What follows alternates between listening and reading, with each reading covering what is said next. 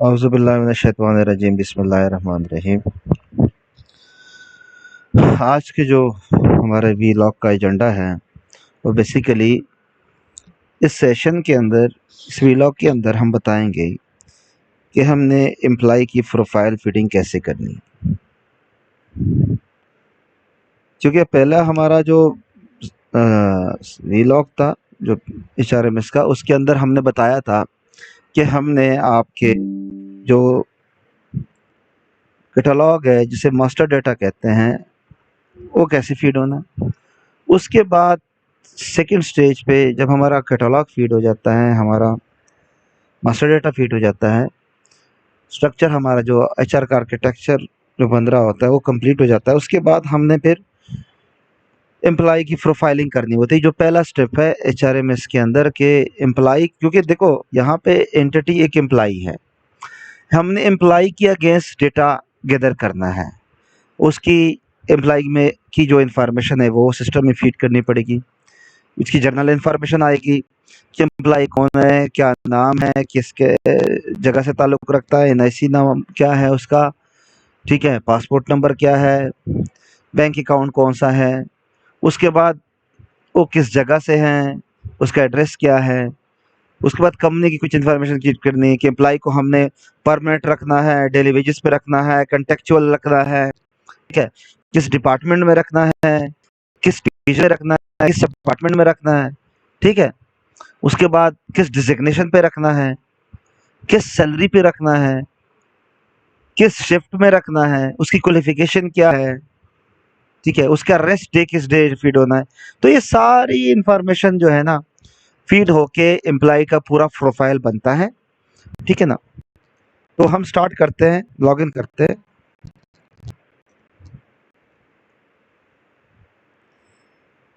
अच्छा, मेन्यू में आऊँगा तो यहाँ पे ट्रांजैक्शन मेन्यू में आऊँगा, पर्सनल एडमिनिस्ट्रेशन के अंदर आऊँगा। अच्छा, यहाँ पे 2 चीज़ें हैं। एक यहाँ पे एक ये वाला फॉर्म है, बेसिकली मैं इसको एंटर करूँगा तो ये मुझे शो डायरेक्टली हमारा इस्तेमाल हो रहा है, ठीक है।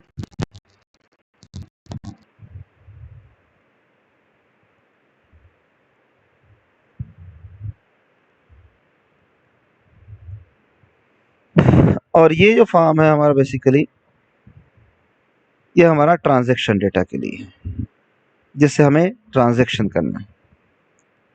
तो ये फॉर्म रिप्लेस कर दूँ मैं ज़रा।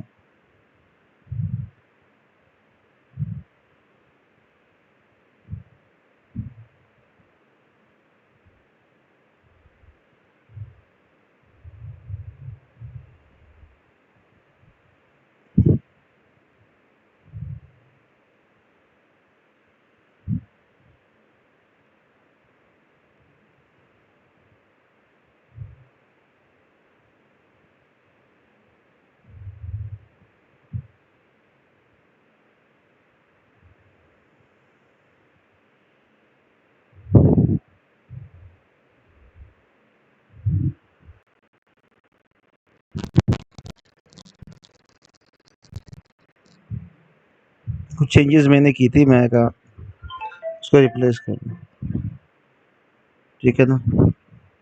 उसको रिप्लेस करके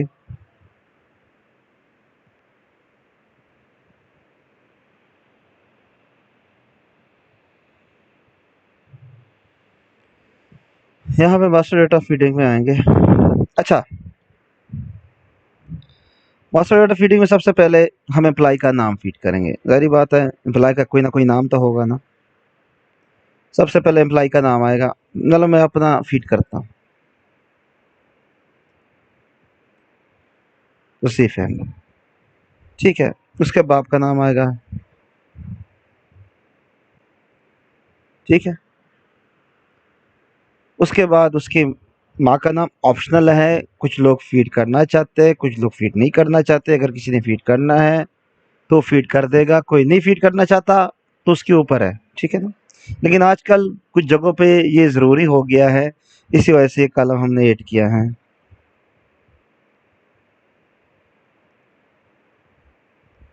ठीक है। अच्छा, चौथे नंबर पे कास्ट है। ये ऑप्शनल है, फीड करना है तो ठीक है, नहीं फीड करना तो ठीक नहीं है, लेकिन जब से पहले कास्ट ऐड करना है तो यहाँ पे आपको एंटर क्वेरी करके कास्ट ऐड करना पड़ेगा सबसे पहले।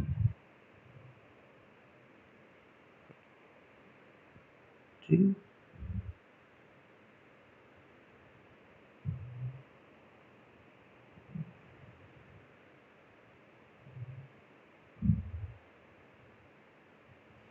अच्छा, यहाँ पे कास्ट में फीड करूंगा तो कास्ट आ जाएगा मेरे पास।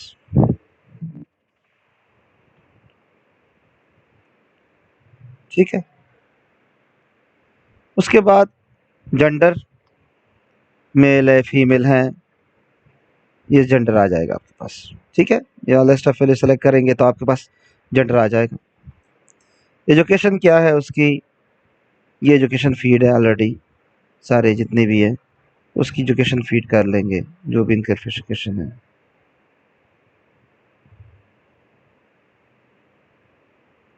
चलो ये फीड। डेट ऑफ बर्थ क्या है,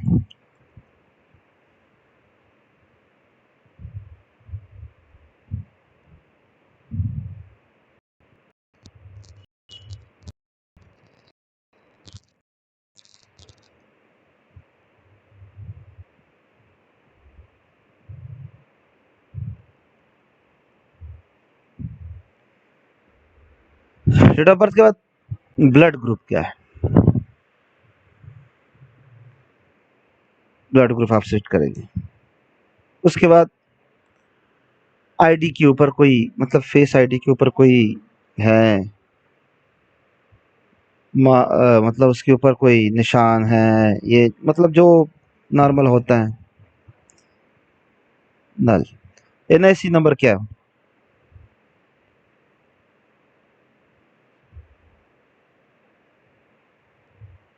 एनआईसी नंबर फीड करेंगे आप।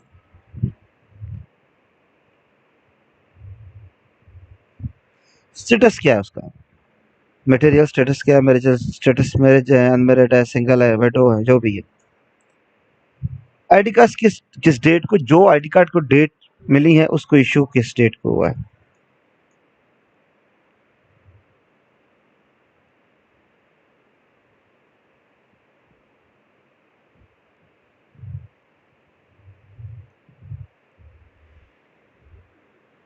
एक्सपायर कब होगा,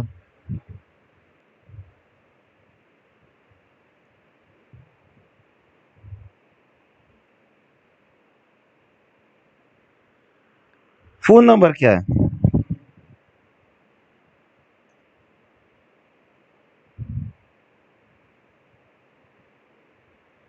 लैंग्वेज कौन सी है उसकी,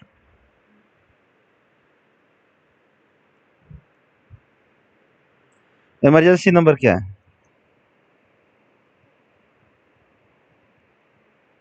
सोशल सिक्योरिटी नंबर अगर उसका है तो वो सोशल सिक्योरिटी नंबर इसमें ऐड कर दोगे, अगर नहीं है फर्जल मैं ऐड कर देता हूँ, कोई भी हो। पासपोर्ट नंबर उसका क्या है,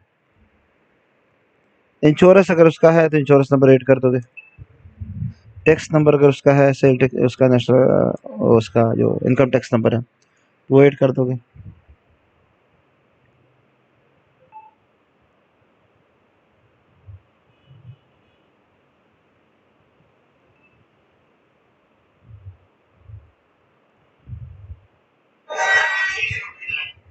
अच्छा,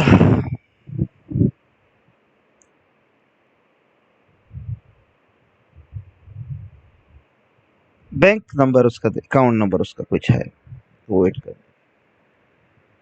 अच्छा, हमने जो डिस्कस किया था कि बैंक कौन सी फीड करने हैं, अगर वहां से बैंक फीड किया तो वहां से बैंक आ जाएगा आपके पास, किस बैंक में उसका अकाउंट है। ठीक है, रिलीजन कौन सा है उसका, ये फीड कर। अच्छा, ये रिलीजन जो है आपको पैकेट से मैं फीड करता हुआ मिलेगा, क्योंकि ऑलरेडी जो पाकिस्तान में रिलीजन चलते हैं वो उसके ऊपर वो ही फीड है। अच्छा, उसके बाद ये उसका जो जर्नल इंफॉर्मेशन थी उसकी, जो एम्प्लॉय के अगेंस्ट है वो आपने उठा ली। अब इसमें मजीद भी अगर इंफॉर्मेशन कोई होगी तो हो सकती है। ये उसके जो एम्प्लॉय की अपने इंफॉर्मेशन है ना, नाम जिसे हम उसका एट्रीब्यूट्स कहते हैं एम्प्लॉय के, ये उसके अगेंस्ट डेटा है। अब ये उसके डिपार्टमेंट का डेटा है, जो हम इसको कहाँ रख रहे हैं। किसी कंपनी ने एक बंदे को रखना है तो कहाँ पे रख रहा है, किस यूनिट में, डिवीजन में रख रहा है, किस डिपार्टमेंट में रख रहा है। ठीक है, देखो डिवीजन है, डिवीजन के अंदर मल्टीपल डिपार्टमेंट्स है। अब मल्टीपल डिपार्टमेंट्स के अंदर मल्टीपल सब डिपार्टमेंट्स है। ठीक है, और उसके बाद उसमें डिजिग्नेशंस है। अब ये उसको डिफाइन बताना पड़ेगा कि इसको कहाँ पे रख रहा हूँ, डिपार्टमेंट मतलब एचआर में रख रहा हूँ उसको। ठीक है, या आईटी में रख रहा हूँ उसको।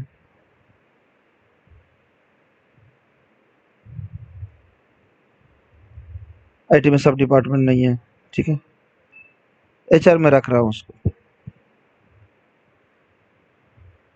अच्छा, एचआर के अंदर किस पे रख रहा हूँ, उसके सब डिपार्टमेंट, ह्यूमन रिसोर्स के अंदर रख रहा हूँ या कंप्लायंस के अंदर रख रहा हूँ।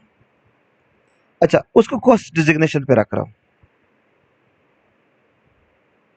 ये डिजिग्नेशन है, मुख्तलिफ है, मैनेजर के हैं, सीनियर मैनेजर के होंगे। ठीक है, मतलब मैं उसको क्या रख रहा हूँ।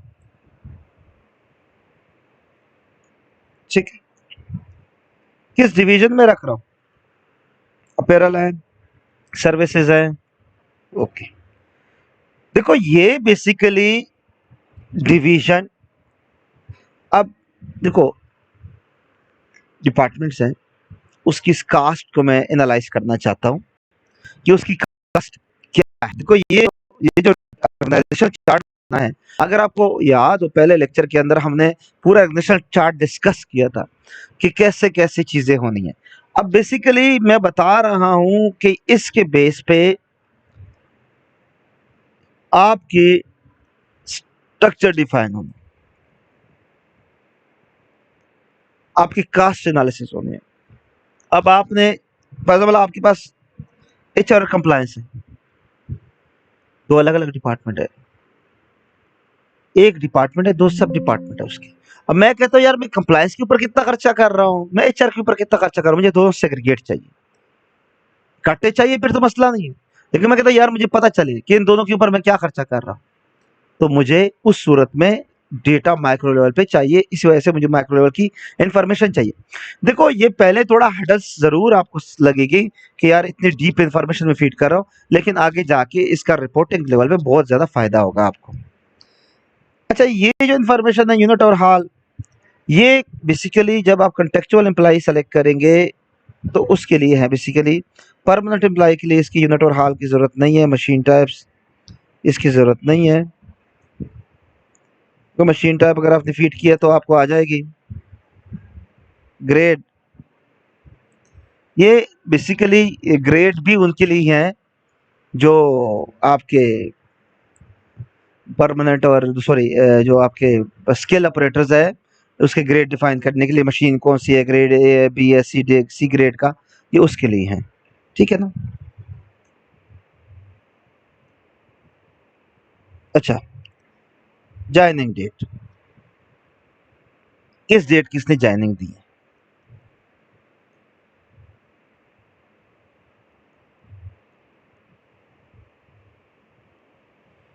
कंफर्मेशन कब हुई है,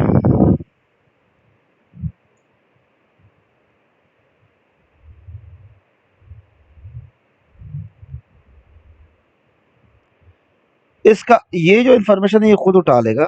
ठीक है, लास्ट अपडेट कब हुआ था, अपीयर किस डेट को, जिस दिन इन आउट होगा उस दिन अपीयर हो जाएगा। ये जो अपडेटेड डेट अगर उसमें कोई चेंजेस की है तो वो उसकी अपडेटेड डेट आ जाएगी आपके पास। इसका कोई रेट नहीं है। अच्छा, प्रोबेशन पीरियड उसका 90 दिन है। ओके, कोई एम्प्लॉय इसका नहीं है, ज़रूरत नहीं है। रिलेटिव इनफैक्ट कोई है तो लिख लेना, नहीं है तो नहीं है। ठीक है, रेफरेंस अगर उसका है तो ठीक है, नहीं तो नहीं है। यूबीआई नंबर अगर उसका है तो ठीक है, नहीं है तो नहीं है।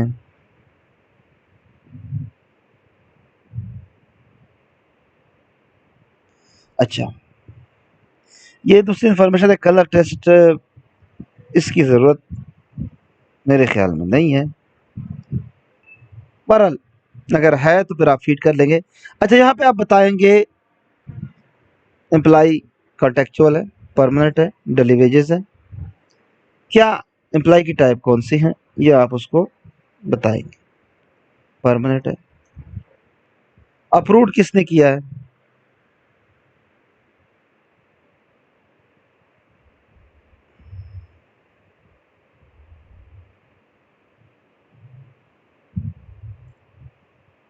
ठीक है।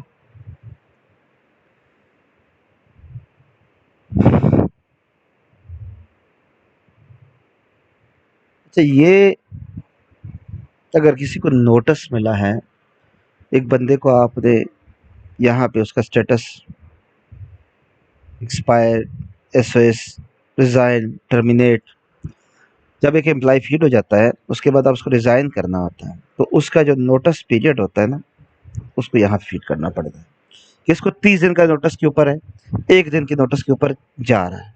ठीक है। किसने इसको नोटिस दिया है? इनिशियलाइज बाय किसने किया है? एचआर ने किया है, फिनांस ने किया है, मतलब वो डिपार्टमेंट का जो नाम है, किस डेट को हुआ है उसका, ये सारी इंफॉर्मेशन ये हमें फाइनल सेटलमेंट के अंदर हमारे काम आएगी, अदरवाइज हमारे काम नहीं आएगी। अच्छा, ये कुछ इन्फॉर्मेशन है। अगर उस बंदे का ओवर टाइम अलाउ है तो आप उसको यस करेंगे, अगर नो है तो बाई डिफॉल्ट नो है, उसको ओवर टाइम अलाउ नहीं होगा। ये डिडक्शन है, लेट अराइवल डिडक्शन। आप कहते हैं यार कुछ एम्प्लॉय की डिडक्शन नहीं होनी, वो आप सेपरेटली अप्रूवल लेके उसकी डिडक्शन खत्म करवाएंगे हमसे, ठीक है, लेकिन बाय डिफॉल्ट उसकी डिडक्शन होनी है लेट अराइवल की। ये उसका एड्रेस है। अच्छा, ये इंफॉर्मेशन तब चाहिए अगर उसने रिजाइन किया है, रिजाइन बाई है। और ये इंफॉर्मेशन किस चीज के लिए? अगर एक बंदा आया है, दोबारा आ रहा है, यहाँ पे उसका प्रीवियस कोड आ जाएगा। और एक बंदा आ रहा है, एक वैकेंसी थी, आप उसको फिल कर रहे हैं, तो वो किसके अगेंस्ट फिल कर रहा है, यहाँ पे उसका रिप्लेसमेंट कोड आप डालेंगे कि इसके अगेंस्ट रिप्लेसमेंट हो रही है इस बंदे की। ठीक है। यहाँ पे उसका एड्रेस डालेंगे या उसका टेम्परेरी एड्रेस भी डालेंगे। यहाँ पे उसका विलेज डालेंगे, कौन सा विलेज है, अगर उसका विलेज है तो ठीक है, नहीं तो फीड करना है तो आप यहाँ पे विलेज को फीड करेंगे। ठीक है।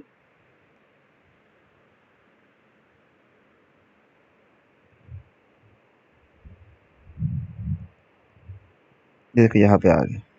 ठीक है। ईमेल एड्रेस है, उसका ईमेल एड्रेस लिखेंगे।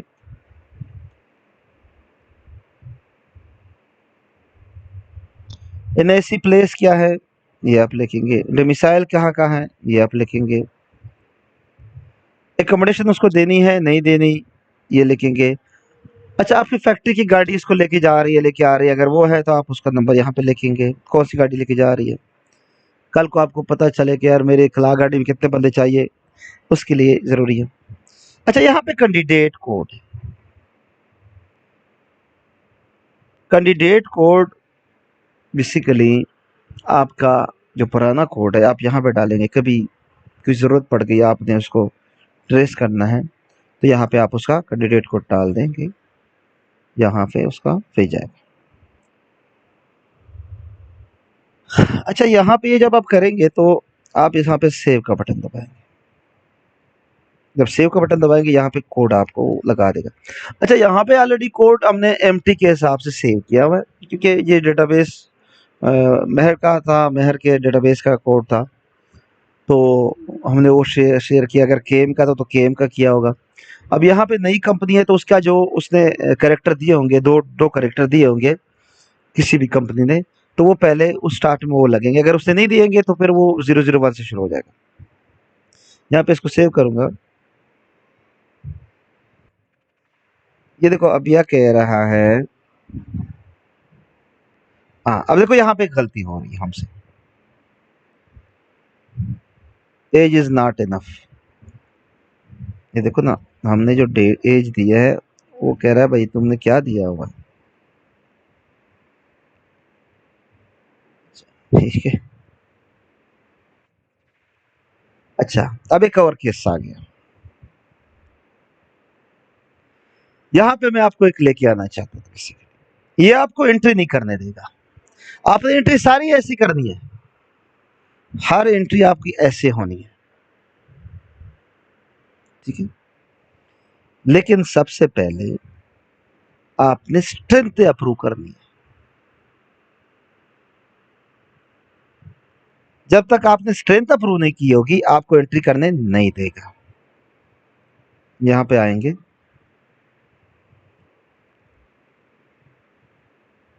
उसकी डिजिग्नेशन की स्ट्रेंथ अप्रूव करनी पड़ेगी आपको कि किस डिजिग्नेशन के लिए मैं काम कर रहा हूँ।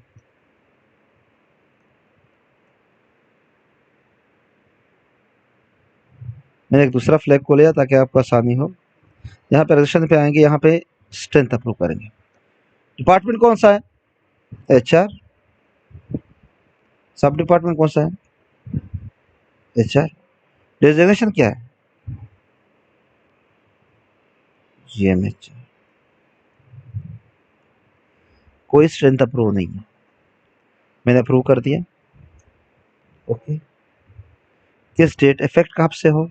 वो कहते हैं कब से इफेक्ट हो, मैं कहता हूँ नहीं, ये अप्रैल से इफेक्ट। ठीक है ना, ये अप्रूव हो गया।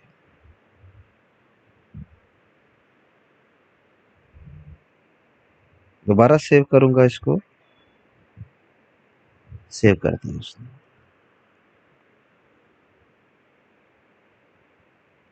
ओके। अब यहाँ पे मैं सर्च करूंगा, मुझे कोड याद आ गया, मैं सर्च करूंगा यहाँ पे इसको।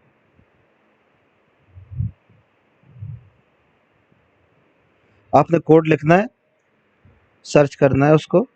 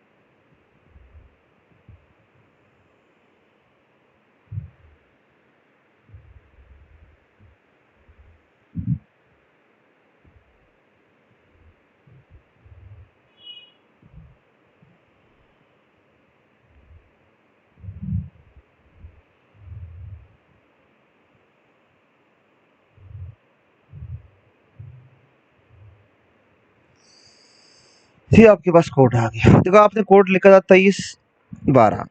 अब कोड अगर आपको याद है तो FT0 2312,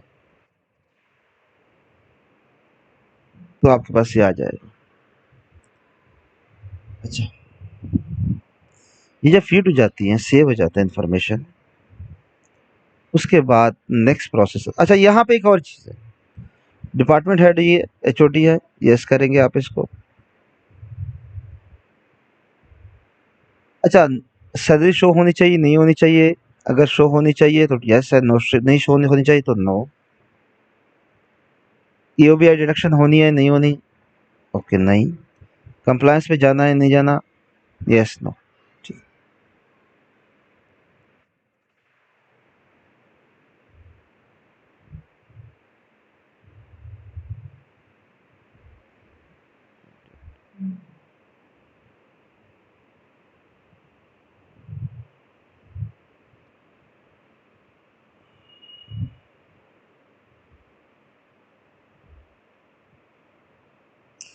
अच्छा, यहाँ पे आप सैलरी देंगे उसको, गिवन सैलरी क्या है उसकी, आप उसको 10,000 भी दे देंगे ना, तो ये खुद ब खुद, बाकी वो ग्रास पे आपको यही शो करेगा।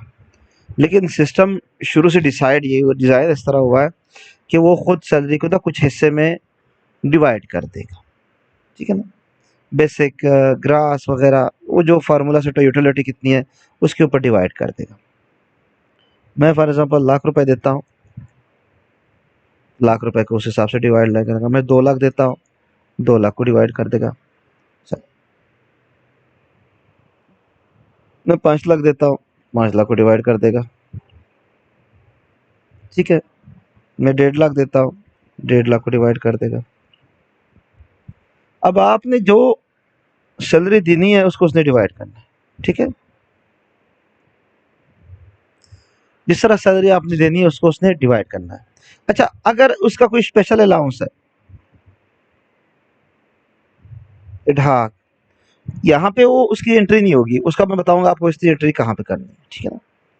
या आपने सैलरी डाल दी, या अपनी वीक रेस्ट डालनी है कि कब से कब तक उसकी वीक रेस्ट क्या है, या कब 4/2025 से लेकर उसकी वीक रेस्ट क्या थी, संडे थी। अच्छा, ये वीक रेस्ट क्लोज हो गई ना, फॉर एग्जांपल ये क्लोज हो गई 30 अप्रैल को, 4/2025। अब आपको नई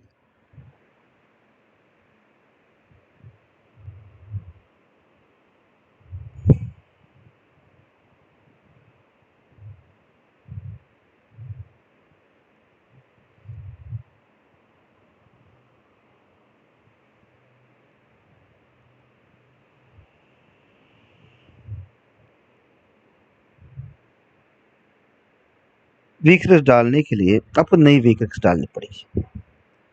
आपने क्या डालना होगा, यकम मई 2025।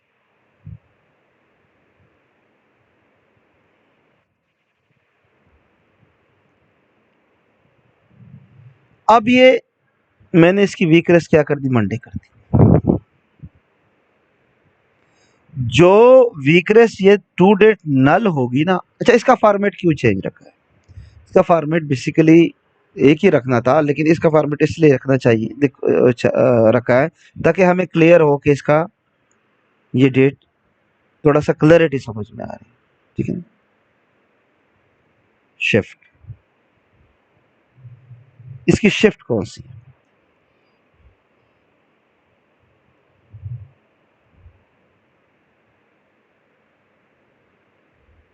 जर्नल। अब ये अगर इसकी शिफ्ट क्लोज करनी है तो यहाँ पे टू डेट लिखोगे, अगर नहीं क्लोज करनी तो टू डेट नहीं लिखोगे, ठीक है। क्वालिफिकेशन क्या है उसकी,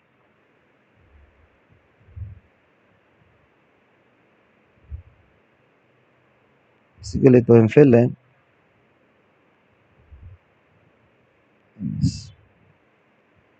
ग्रेड ए, या 2001, सब्जेक्ट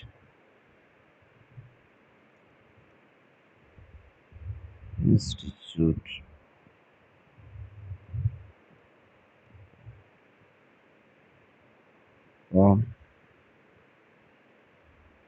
कॉमसेट की स्पेलिंग क्या है,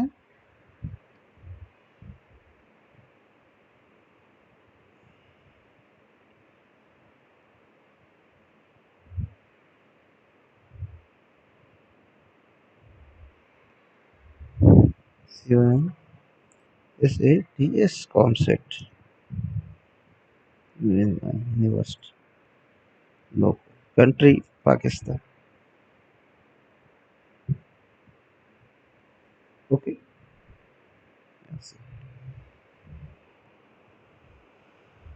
ओके, ये सेव हो गया। एक्सपीरियंस, आपको जो जो एक्सपीरियंस है बंदे के वो यहाँ पे लिखने पड़ेंगे, date from date to date, क्या एक्सपीरियंस है, ठीक है। लिख के लेस सैलरी क्या है, ये सारी डिटेल करनी पड़ेगी। ये बेसिकली इवेंट है, ये इसका अभी तो आपको फायदा कोई नहीं है क्योंकि अभी आपकी है नहीं। ये इवेंट तब इस्तेमाल होंगे जब आप उसका इंक्रीमेंट लगाएंगे कि इंक्रीमेंट क्या है, प्रमोशन है क्या है, किस डेट से इफेक्ट हो रहा है, टू डेट कौन सी है, पर्पस क्या है, डिजिग्नेशन क्या थी, सैलरी डिफरेंस क्या था, अप्रूव किसने किया, ये सारी डिटेल फीड करनी पड़ेगी। ये डिसिप्लिनरी एक्शन अगर उसके पीछे एक्सप्लेनेशन वगैरह किया हुआ तो उसके लिए ज़रूरी है। ये उसकी ट्रेनिंग अगर करवाई हो, ये लीव डेटा है ये खुद उठाएगा, ये लोन है, ये इंसेंटिव है, ट्रांसफर्स हैं, ये सारी चीज़ें बात की है। ये जब आप बाद में करेंगे तो उसके लिए इस्तेमाल होगी, अभी इस्तेमाल होने की ज़रूरत नहीं है। ये जो बाकी इंफॉर्मेशन है ना बेसिकली ये, अच्छा, ये डिपेंडेंट की इंफॉर्मेशन है, ये इसकी ज़रूरत आपको है। अगर आप उसकी चोरस हुई है तो उसके ऊपर डिपेंडेंट कौन है, वाइफ है, ठीक है।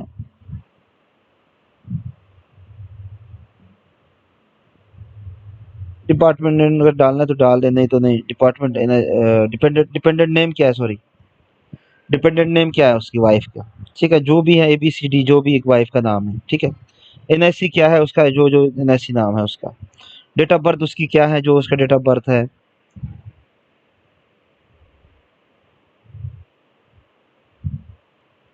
ये उसके डिपेंडेंट की इन्फॉर्मेशन, ठीक है ना, आप फीड करेंगे उसको। ये ट्रांसफर जब डेटा आ जाएगा आपकी ना, तो उसके ऊपर एक और लेक्चर होगा कि ट्रांसफर हुए हैं।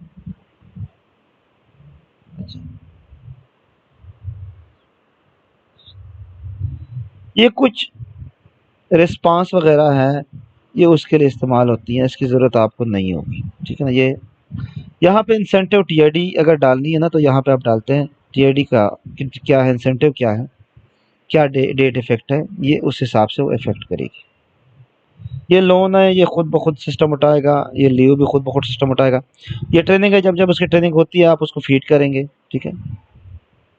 ये सारी इन्फॉर्मेशन। अच्छा, अब सैलरी पे आते हैं।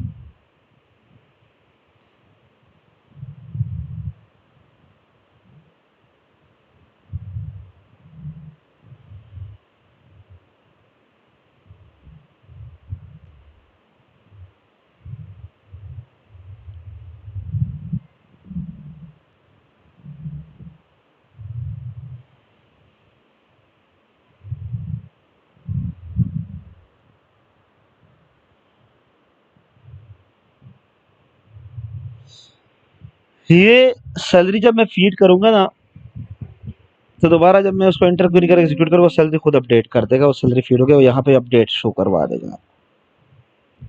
अच्छा, इस लेक्चर के अंदर किसी से कोई चीज़ मिस हुई हो तो मुझे बता सकता है। अच्छा, ये एक एम्प्लॉय कैटेगरी है, सैलरी एम्प्लॉयड है, पीस रेट है, डिलीवरीज है, कॉन्टेक्चुअल है।